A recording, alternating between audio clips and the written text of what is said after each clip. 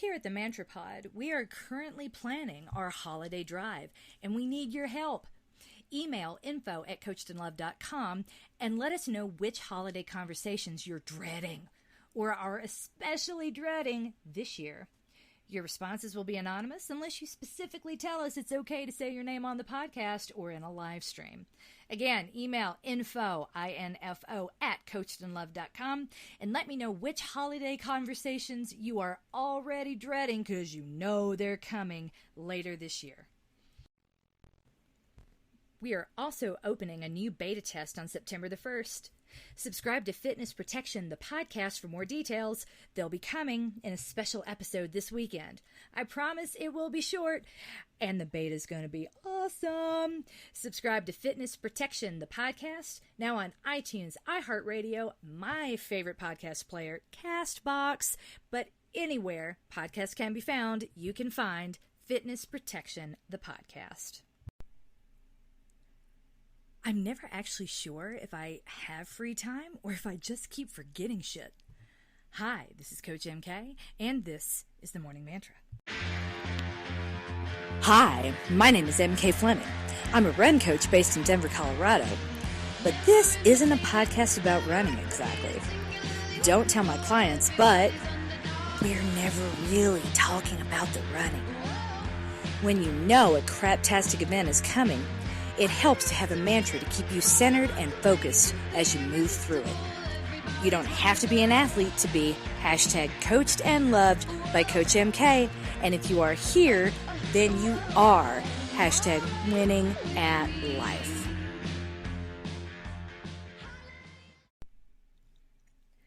Today's mantra is, yeah, but why? Yeah, but why? A listener wrote in, Coach MK, you've said that it's possible to have an unhealthy relationship with healthy things, and you've mentioned your distrust of ultra running. So I have to ask, how do you know if someone exercises too much? Do you have a mantra for that? Sincerely, Overachiever. Hi there, Overachiever. In case you didn't notice, I have a mantra for everything and stories to match. Let's start with the story. In 1996, I drove myself to the Tennessee State Golf Tournament, and I was a total wreck. The reality of college admissions was settling in, and I'd received more rejections than acceptances. I was smart for Smith County, Tennessee, but way below average for just about anywhere else. All the work, the extracurriculars, the extra classes, the lawsuit, all of that would probably be for nothing. My high school didn't offer the minimum required courses for most of the schools I wanted to attend. It would take a miracle to get in, and my mom and I were convinced that golf could be my miracle. I remember getting out of my car that morning and the panic attack that made me get back in. What if I wasn't good enough? What if I didn't place?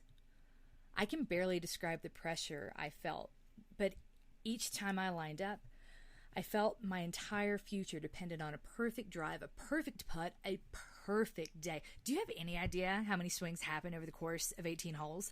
A lot. And I damn near died on every single one. I don't remember much about that day, but luckily my miracle came the following week in the form of an acceptance from Georgetown and a scholarship from the Women's Western Golf Foundation. At that time, Georgetown did not have a women's golf team, and the foundation generously let me keep the scholarship. Fun, right? I went to college on a golf scholarship and haven't played since high school.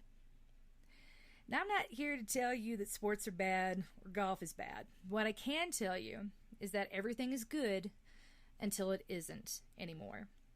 A little pressure can lead to great results. A lot of pressure can lead to shame, overwhelming anxiety, and panic attacks.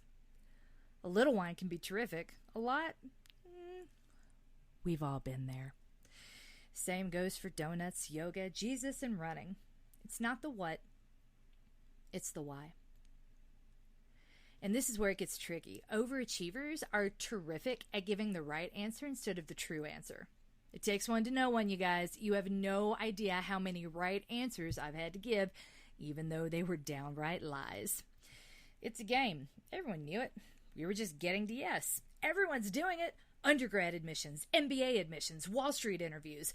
Give the right answers with a unique enough spin that you stand out, but not so different you don't fit in anymore. In the 5 short years I've been coaching runners, I cannot tell you how many right answers I've encountered that were just not true, even though the person giving that answer didn't necessarily think they were lying to me. And I would not categorize these people as liars in general. They were getting to yes. They were playing the game. Mind your business, coach, and take my money. Let me in. This race is special. It's my dream. It means everything to me. Please make my dream come true. It can only be you. This is why, as a coach, I have to be dubious of anyone who approaches me for ultramarathon training. In the previous example, we could talk about how maybe I was just weak, mentally ill. You could dismiss me. But looking at the situation and all the pressure I felt, all the factors that led into that moment, that's a higher level conversation. That's really hard to do. And if we're going to talk about all the reasons why someone might decide to go from zero to ultra running, we can't have that conversation without looking at diet culture. Diet culture is insidious. It's everywhere. It'll tell you that you want to do the race, that you want to do all that running, that you want to do all that training. But the true answer is that some would do anything to look like the taught ultra runners in online ads and magazines, including run for 2 hours per day on 1,200 calories. Telling potential clients that I will not work one-on-one with anyone who is not working with a nutritionist drives off nearly everyone who tries to hire me. And I'm okay with that. That's why the few ultra runners I train call themselves my unicorns. So how do I know if a person exercises too much? I don't, to be honest, and I never will. And I don't actually distrust all ultra runners, only the ones who want to hire me to coach them. I don't think ultra running is unhealthy. I think everything is healthy until it isn't anymore. And for the most part, the issue isn't the thing itself. I'm not sure I'll ever be able to play golf again, if that will ever be healthy, fun, or relaxing for me like it was before it meant college money. If we're being honest, what crushed me was my desire to be anything other than Mary Catherine Brooks from Carthage, Tennessee, to be anything other than in Carthage, Tennessee. And I spent a lot of time and energy running away from her. It was never about the running, it was about the not dealing. And it was for sure never about the golf. It was about me. So if you're wondering if you or someone you love exercises too much, don't. Ask them directly. Tell them you love them, that you've noticed what they're doing, and ask them with interest, not concern. Concern and shame will get you all the right answers and never the true ones, and you can lose a friend in the process. If you find yourself having this conversation with yourself, I advise you to do it in front of a mirror. You'll see the lies more clearly that way. And those lies don't make you a bad person. Don't worry about judging it. Don't judge that. Don't judge yourself.